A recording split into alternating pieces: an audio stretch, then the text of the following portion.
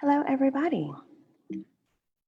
Welcome, welcome, welcome. My name is Porsha Thomas. I am the founder of Go Work Girls. We are a marketing strategy and brand development firm. I'm a marketing strategist. I'm so excited to be here today because I'm going to be talking to everybody about building your brand to stand out. We've all got competitors and we've got to make sure that we're resonating with the audience who's truly for us. And so that's what we're going to talk about today. Before we get fully into the presentation, I'm going to say that we have some slides to cover. It's going to be some things, but we're going to ensure that you guys have the presentation deck afterward. We've also got a worksheet for you to fill out. We're going to talk more about brand voice and tone. So we're going to help you work through that, and it's going to be great. So relax. Don't worry too much about the screenshots. Take notes, but listen to what I'm saying. Take it all in, and let's get started. Okay, so the first thing that we're going to go over, our agenda today, we're going to talk about your brand foundation. So these are going to be the things that are what you're about, what's your purpose, what's your mission, right? These are the baseline items that you need in order to create a brand that's really going to resonate with your audience. We're going to discuss what makes your brand unique. We all need to stand out. As I said earlier, we've all got our competitors. And so we'll really be talking about the tactics that you can use to ensure that you're creating a brand that is unique, stands out, really resonates with your audience, which moves us into the next thing we'll be talking about today. So audience is something that is so important. You have to think about it before you even start with your brand strategy, right? So we'll talk all about what goes into that, creating customer avatar and how to validate your assumptions, and going to be awesome. We'll discuss your brand personality today. This is honestly one of my favorite parts of our presentation. We'll talk about the emotion that's going to come from your brand. This is going to be what stands out to your customers. We're going to talk about messaging, voice, tone, and that's where that worksheet will come in. And then we're going to discuss brand toolkit. So these are going to be the assets that you need to put together so that your brand is going to be relevant and persistent and presents the same look. So logo, color palette, icons. We'll get into all of that today. And then the last thing we'll talk about is brand tips for success, because you've got to figure out what's going to define your success, and you'll set the metrics, and we'll talk about what to watch, and it's going to be great. So let's talk about Go Work Girls. We are based in Atlanta, Georgia, one of the fabulous cities. I got here in 2013, and so that's kind of whenever this journey began. We're an all-female collective of strategists. We focus on branding and marketing development. We love creating brands and helping them define what their uniqueness is, and convey that to their customers. So we do that one-on-one.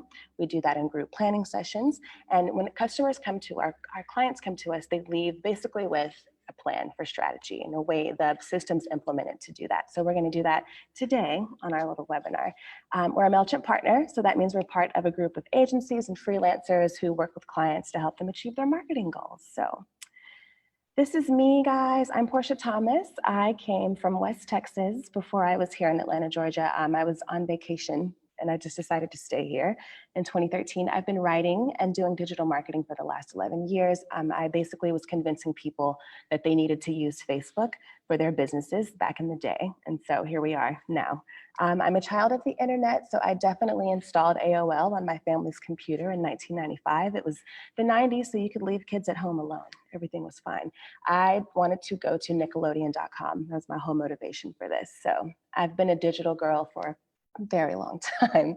I love cooking, I love yoga, and I definitely love helping women founders do big things. I'm all about relaxing with wine and true crime. And so, how about we get started today? Brand goals. This section is going to be everything you need to know to create a strong brand. First thing is creating a brand that is consistent and has personality. There is a stat that says 77% of people resonate with a brand that they can see all the time. Those are people that are going, that they can, it's consistent for them. The look is, they know what it is. These are going to be the people that are going to purchase your products. So you want to ensure that what you're putting out is always the same. I know it can get kind of like, is this boring? Are we looking? Yes, you need to make sure that everything is always consistent across all your platforms, which moves into our next point.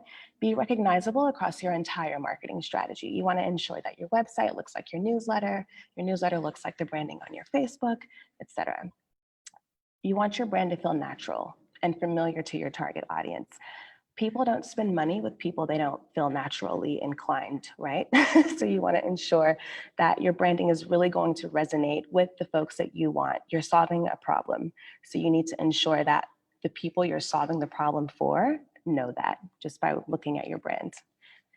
Branding is more than just a logo. It's a feeling. It's more than a color palette. It's personality, it's voice. And yes, it's the identity, which are the assets I just named, but it's more of a emotion, right? So it's the embodiment of your purpose and your values. Customers are going to shop with people or brands that align with their values. They're more inclined to do so. So you definitely want to ensure that that's what your brand is resonating, what you're embodying, because you want people to, you're going to resonate with folks who are like you. You want to focus on building trust. So if you think about it, if you go to a website and your branding's like, the branding's like, you're not really going to want to input your credit card information into a website that's not, the branding's not on point, right? So you want to ensure that your brand is building trust with the audience. I think it's people judge your website like in 50 milliseconds and they decide if that's where they want to be. So building a strong brand is ensuring that in those 50 milliseconds, people are enjoying what they're seeing and it's resonating with them. Brand foundation. So these are those pillars I was talking about a little bit earlier. Who are you? Why do you exist? You know, what's your purpose? You want to ensure that the brand that you are creating and trying to relate to your customers with really embodies these things. So I would encourage you guys, if you have it now, go ahead and kind of put this on paper. Like, why do you exist? Think about the vision. What do you want to help create for the future? For Go Work Girls, I exist because I want to help women business owners make their own money, right? My vision is that more women business owners will be able to pay themselves and we don't have to think about the pay gap and all that kind of stuff because we're running our own thing, right? That's what I want to do. The mission, how do you create that for the future? Well, I'm providing brand development strategy and marketing strategy, and I'm making sure that women aren't afraid to market themselves, you know? Values, who are you? How do you work? This business that I have is very personal to me because I had an experience where I wasn't a great business owner. I'm DIY, self-made, and starting out like that, I didn't have, you know, the resources right away, and so I messed up. So that I think it resonates with the folks who join my company or, you know, decide to work with us. So think about all those things, and those are the foundations of your brand that are really going to resonate with your customer base. And thinking about resonating with the customer base, let's talk about your unique selling proposition. What makes you unique? You know, if you're a donut shop, you're just another donut shop. What's going to make you be like the donut shop that I want to come eat some delicious donuts from? Because the truth is, our offerings aren't unique, right? There are lots of marketing agencies in Atlanta, all over the world. There are lots of women community groups all over the place. And so we have to make sure as the business owner that what we're putting forth is us and it really is what our customers can relate to. So you have to dig deep. What are the features and benefits of your business, right? Your brand story is what sets you apart from all your competitors. Unique experiences, personality, your point of view, all of that adds value to your offering. It's like the sayings we see on the internet all the time, like, those aren't your people. Who's your tribe? That's what this is all about, creating your tribe, ensuring that you resonate with the right people. So to talk about uniquely selling your offering, look to your competitors. I love looking to my competitors. I'm always like, what are these guys doing? You have to figure these things out. So the things that I would encourage you to look at would be the product features, or if you're offering a service, see the differences in what you're offering and what your competitors are offering as it pertains to the product. Think about the functionality, like how does it work versus how yours works?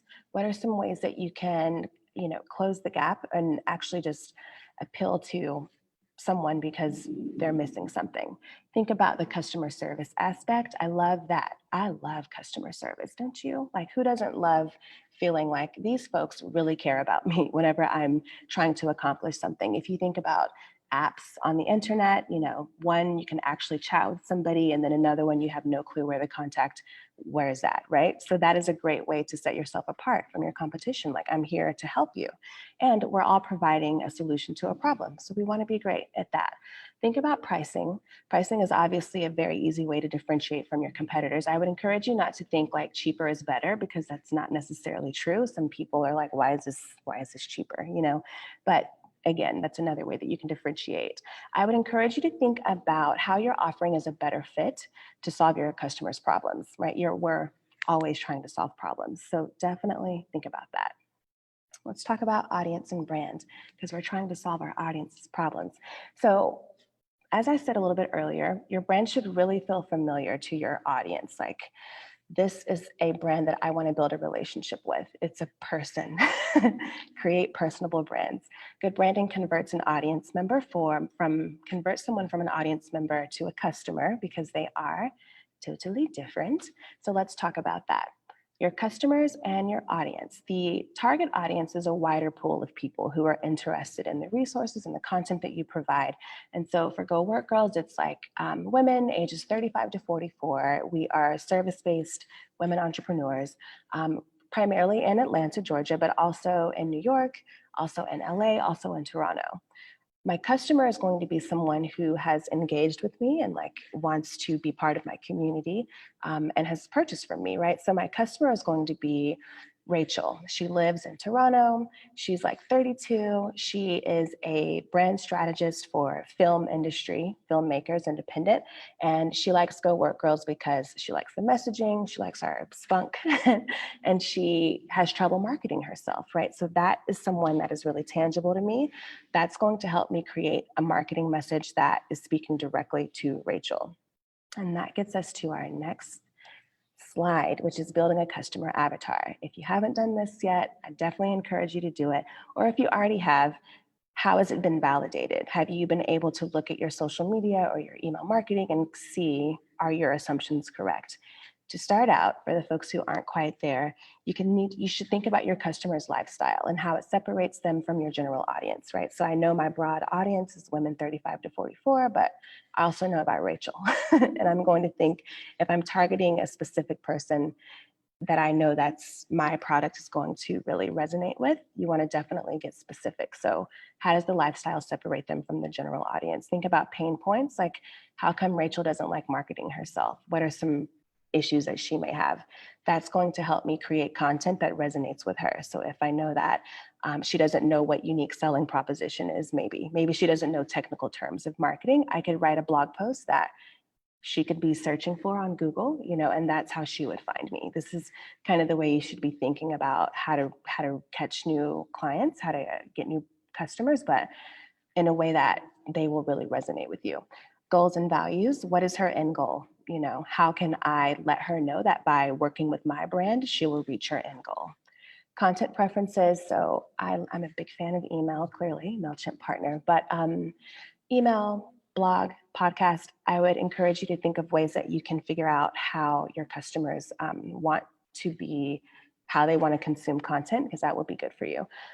Get very specific so you can attract the right customers, because it's not about gigantic numbers, guys. It's really about like audience segmentation, which we'll discuss briefly, but it's about targeting specific hyper-personalized communities of people who really want to engage with you. That's the whole goal.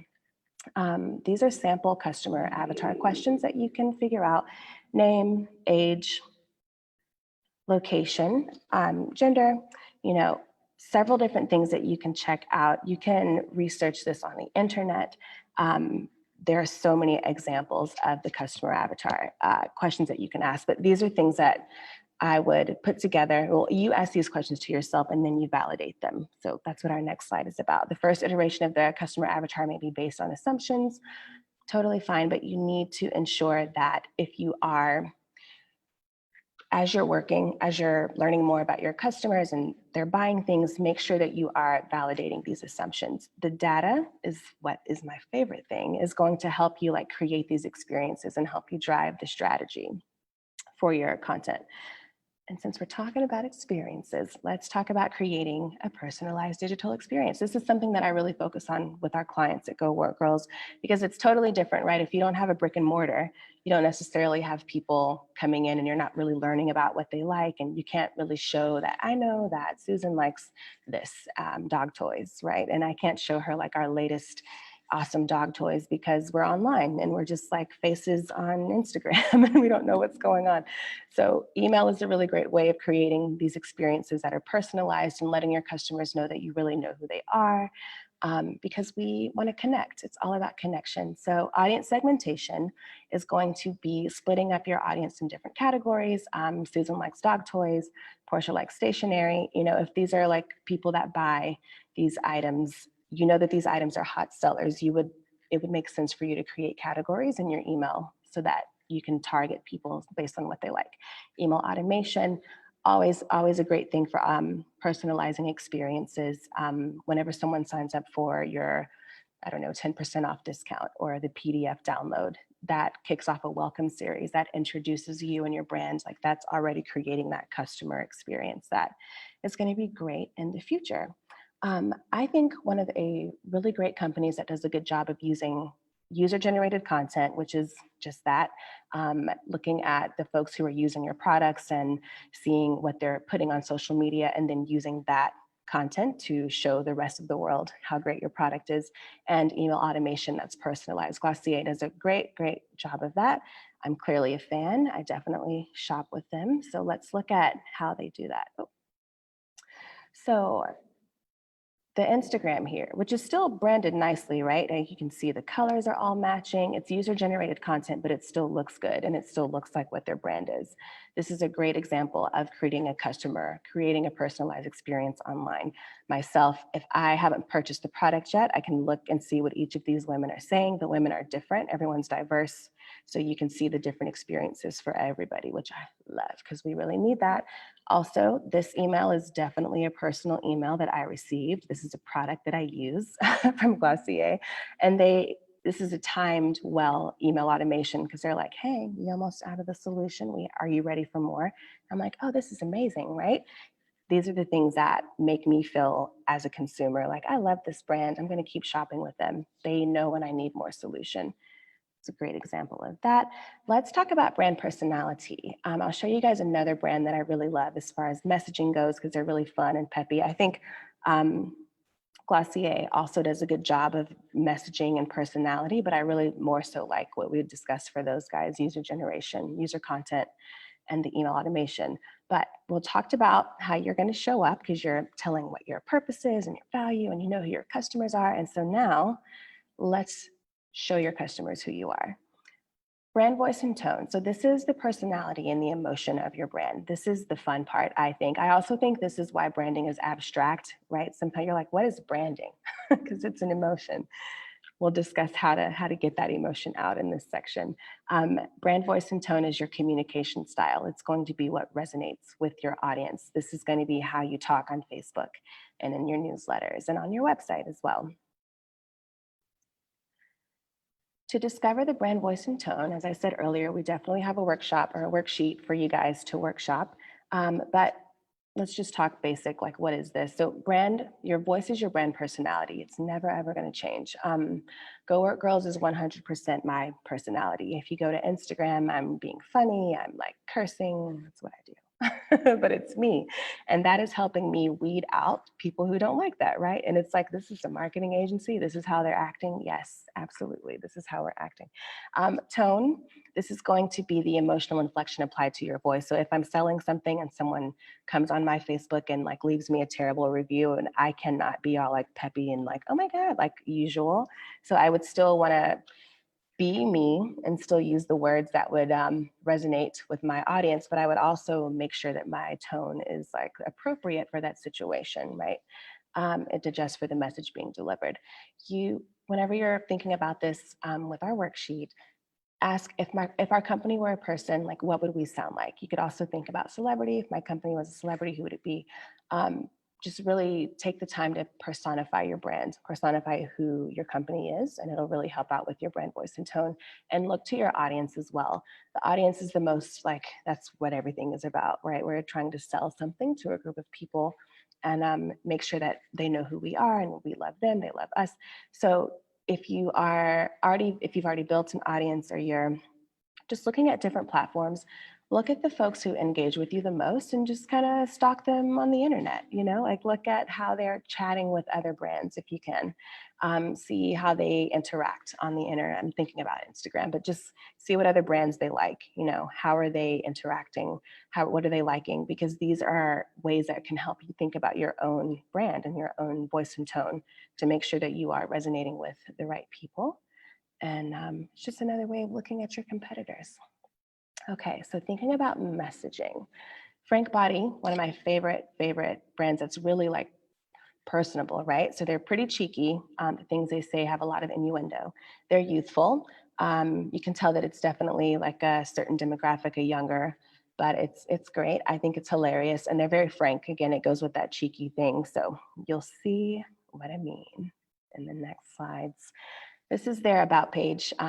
It's very pretty. Also, I'm sure you guys can tell that I'm in love with like pink and these warm tones. So as it would be, a brand that uses pink as their color would resonate with me, right? That's how branding works. So we have the beautiful photography, it matches. It's got everything, you're seeing what the brand is about. You're kind of like, what? But you can read. I love that Frank speaks in the first person. I don't take myself too seriously, but I'm serious about the right thing. There's a lot of like dating innuendo with this brand, and it's because Frank is a guy, which I'll show you on the next slide, but I didn't know that. But that's why over 6 million babes have fallen in love with Frank, So this is a newsletter that I received when I first signed up. I think I got like 10% off or something like that, but they also used that opportunity to introduce me to the brand. So it's like, want to get to know me better? It's our first date, where let's get comfortable. We're going to be naked.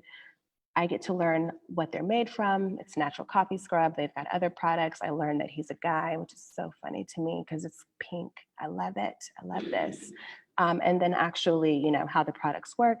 The next email that I received in this series is introducing a product. So this is like a perfect way of slowly introducing me to the brand and just getting me familiar with the way that the Frank speaks.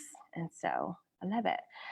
Speaking of color palette and all those things, photography, let's now start talking about brand identity. It's important because the look and feel of your brand is going to be what the customer, the client first sees. This is like before they interact with you, they're like, I like that or I don't. Again, the 50 millisecond person on the website, it's like, I gotta go because this doesn't look good. So you wanna ensure that your branding is consistent across all platforms. Again, it really reflects your brand identity. It really reflects who you are, your purpose, your mission. It's going to provide clarity for your customers. If you're like a women's community, so Go Work Girls branding, which I'll use as my example here. I love plants. I got some plants going on, but they're very subtle. Like they're not out in the front. It's mostly like women on computers because that's what I'm working with. I don't want to look like a plant shop. So you want to ensure that your brand identity is clear for your customer base. What goes in your brand toolkit? So those brand guidelines, you need those. That is basically a manual of how anyone outside of your brand and you should utilize the assets that make up your brand identity. So you want to make sure that you've got logo, you want variants of your logo. If your logo is too big, it's not going to look good in one of those little Squarespace profile or Facebook profile. It's not going to look good. So you want to make sure you've got multiple variants of your logo so that everything looks great. Color palette. The colors we've seen in my deck here are Go Work Girls color palette. There's primary color palette and secondary. If you're just starting out, primary is totally fine. Even if you're not just starting out, primary is totally fine. But secondary gives you a little bit more leeway, some more colors that match. So as far as the design goes, I love that. Type, you want to make sure that you've got a font face that really matches how your brand feels. You want to evoke emotion.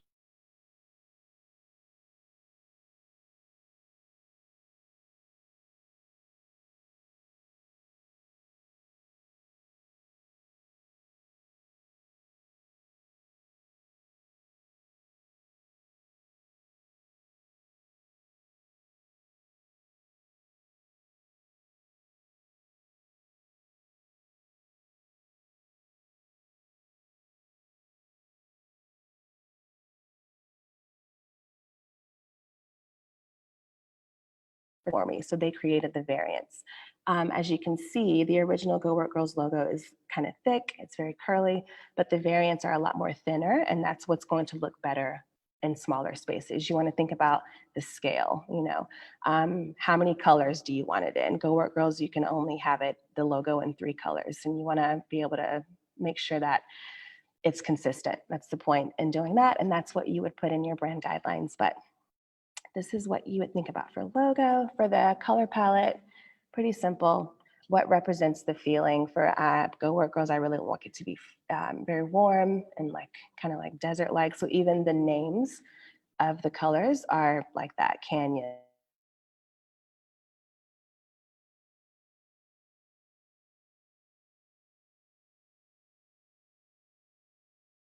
line font. You want to ensure that you've got something for like text. You don't want people reading text on your website and thinking that they cannot see, like they're like, oh, what font is this? You want them to only be reading the text on the website. So body text should be very simple, but headlines, go for it.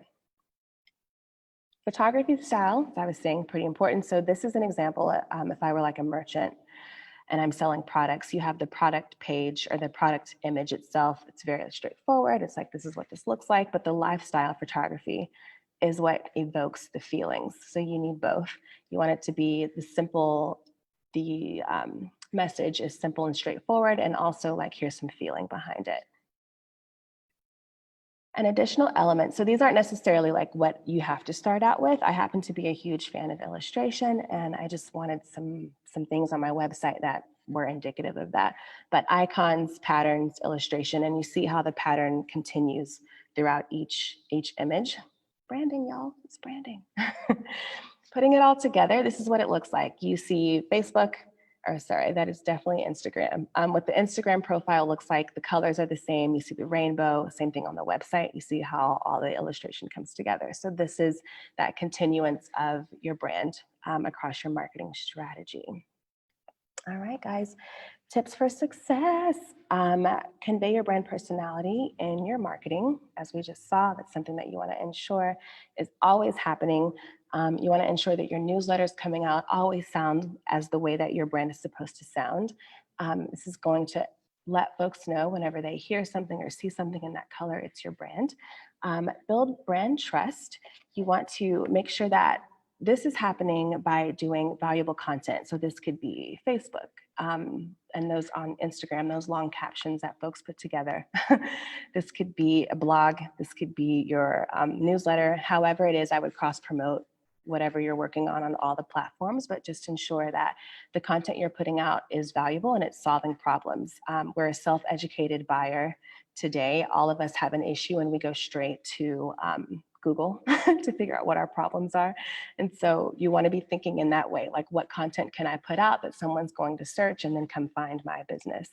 Set goals that help you define your success right off the top. What are you trying to do? You're creating a brand awareness campaign. Okay, well, what are the key performance indicators? That's what your KPIs are, that are going to help you measure your success. These are all things that will put you in the right place whenever you are just starting out, or even if you're not, you're making a pivot, or you're just like, I need to get this stuff together. Set some goals and set some indicators by which to determine those goals. Guys, we're done. I ran through that. Connect with me if you want to chat more. hello@goworkgirls.io. We're on Slack, also on the at Go Work Girls. Make sure also, if you want to connect with any other amazing Mailchimp partners, head to the Mailchimp partner directory. We're all there. Don't forget that we have way more things to do this week to help you guys build your businesses up. It's business building week, so don't miss it. And thanks for joining, guys. That's it. Have a great time building brand. See you later.